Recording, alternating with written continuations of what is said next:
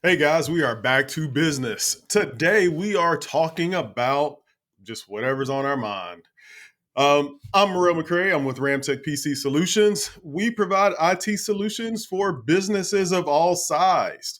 Our latest thing that we're into right now is phone systems and security. So keep us in mind. James, who are you and what do you do? James Chapman, Chapman Insurance Group. We've got you covered. We are a full service insurance agency for personal or commercial risk management. Cool. Wade. Wade Carpenter, Carpenter Company CPAs. We help contractors nationwide to become permanently profitable. Ooh. All right. Well, let's jump in. What's on your mind, guys? You want me to go? I'm ready. Go for it. Go, Jump James. in. All right. So here's my thought. What is the best tool that you can have? Doesn't matter the situation. Doesn't matter if it's at home, at the office. What is the best tool that exists? Man, that's a good one because it really does depend on the situation, right? Mm-hmm. So, I mean, for me, I would say the best tool I have in my tool belt is probably my laptop. Okay. It makes me money and I can do anything I need to do on it or order any other tool that I need to order on it. Okay. All right. Wade?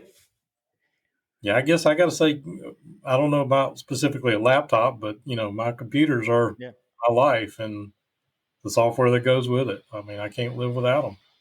All right, so follow me on this. The best tool you have, doesn't matter who you are, your position, what company you work for, at home, where you live, any of that stuff. Best tool you have is money.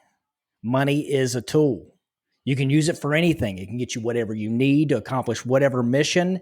It's not some mystical thing, right? They talk about money. Money doesn't grow on trees. You know why people say that? Because they don't know how to make money, right? Like they talk about it like it's some weird thing or they call it evil. It's the craziest thing I've ever seen. It's the best tool that's ever been created to help you accomplish what you need. It's just a tool. Now, I will say Grant Cardone says it very well. It's a horrible master, but it's a wonderful slave. Is the money a master of you or is it your slave? Because if you make it your slave and make it a tool, it's amazing the things you can do with it, right? Make sure you are taking time to learn more about money, how it works, how to make it, how to use it. It's not just made to stuff under the mattress so you sleep easy at night. It is a tool. Use it exactly for that. Doesn't matter where you stand in a business. If you own a business, you need to know how it's working. You need to know how you create more of it because it's a tool. That's my point for the day. That's all I got. Like, learn what money is and how it works, other than just, you get to take the family on a vacation or this. Like, movement of money helps you and people around you achieve things. Need to understand it. You can't understand it enough. You know what I mean? So Money is a tool. it's a tool. It's not something to love, right? And it's not obsessive. But you need to know how that tool works because it can get you basically anything you need to achieve what you need. Something horrible happens to a family member, right? Right. I go out of business right now and I'm broke and I'm on the street. You know what? If Morel or Wade have money and they just say, hey, here's a check, you know what? If they have money, they can help me solve some problems really quick, right? True. If they're broke, because they don't understand money and it's evil, then they're just going to tell me they're sorry. They can't help me solve a problem, right? That's true. So learn more about money. You don't know enough. And once you do learn, teach people around you, teach kids, right? Start teaching them how it works. Yeah, I think we've talked about that before. So my question to that is both Wade and our answers were pretty much the same, right? So it was more like, I need my laptop so I can make money, Yeah. So, but that's where my brain goes. Like I'm on that next step up of, okay, if I've got my computer, I can make money. I can generate income. I can do it. I can crush it. Right. Mm-hmm. I can also use that tool just like any other carpenter would. Like a carpenter will probably say their tool is the truck. Right. Yeah. With a truck, they can make any kind of money they want. Right. So I guess it's just where your mindset is. But you're right. I can see money being a tool. I've never looked at it that way. Good point. Good point. Wait, I feel like that spins off into profit very easily. Well, I guess kind of mine comes into that too as well. But I mean, I had a meeting with a client yesterday, and he was he a lot of people suffered during COVID and all this stuff. He did really well last year, and now he's kind of gotten a big head, and he's gone through some ups and downs. And me dealing with a lot of construction and real estate, I guess maybe still think back to 10 years ago when the housing market hit.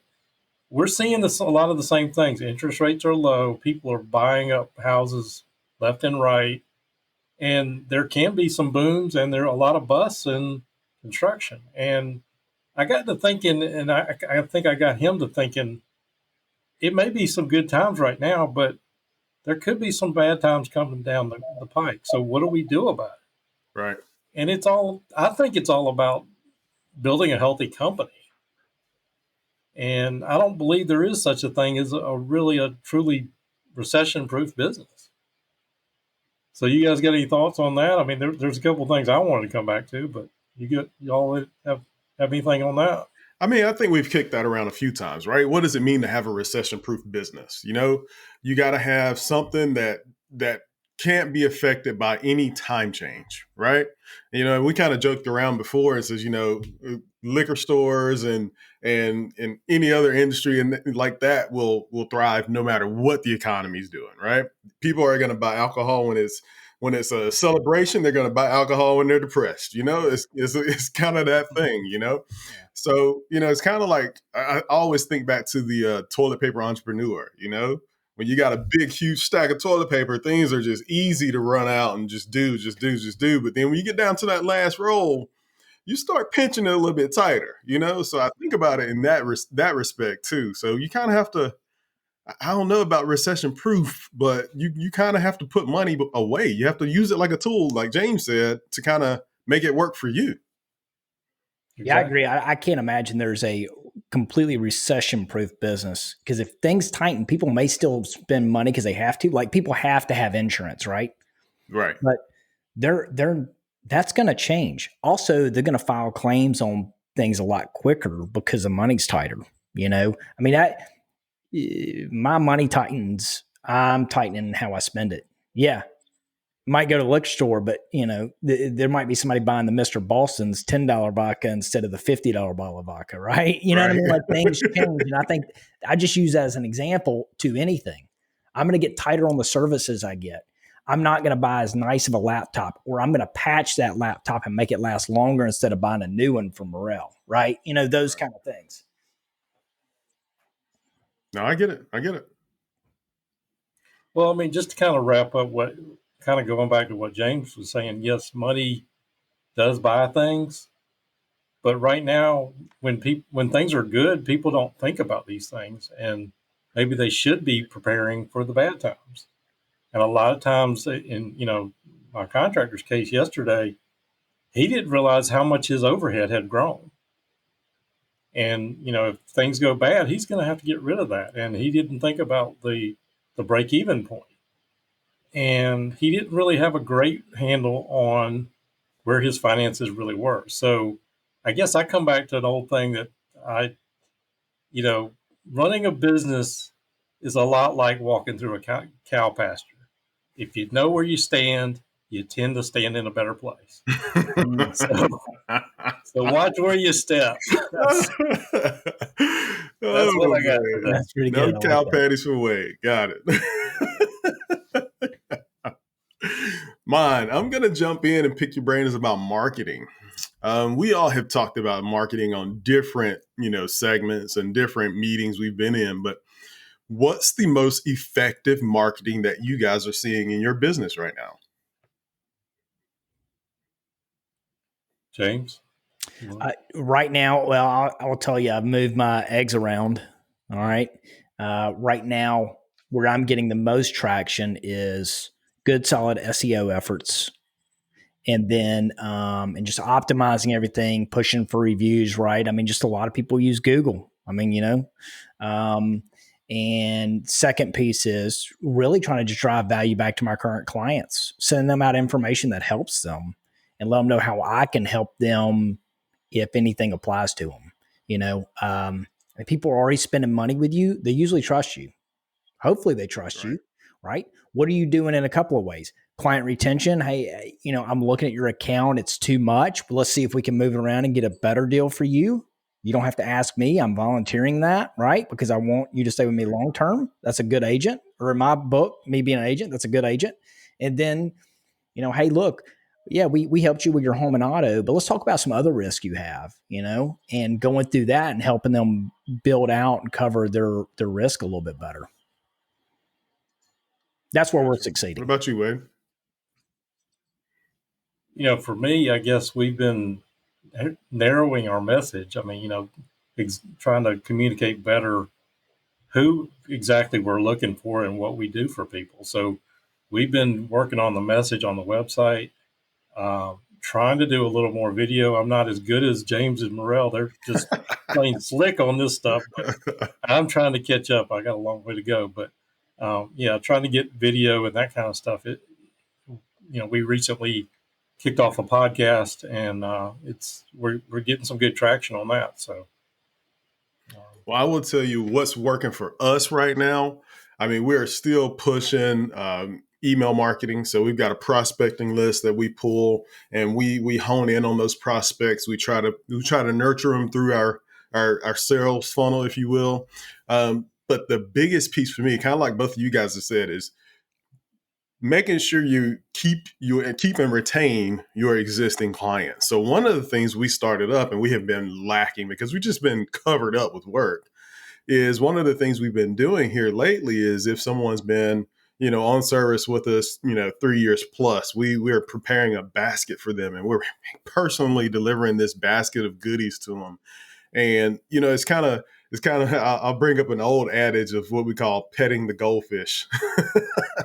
So we started doing that a little bit better. We were good about sending cards and brownies and cookies and stuff like that. But it's nothing, with the pandemic and everybody kind of shut in, having that personal interaction with somebody and receiving a gift just because, I think is going a long way for us. So we're trying to maintain, and like you, James, we're taking care of our existing accounts, making sure they're on the right plan and packages with us. So we're doing a lot of that as well. But on the flip side of that, we're petting the goldfish. We're getting out and saying, hey, and thanks, and partner with Girl Scouts, and, ordering cookies and sending those to the customers too. So it's kind of a neat, marketing spin, if you will.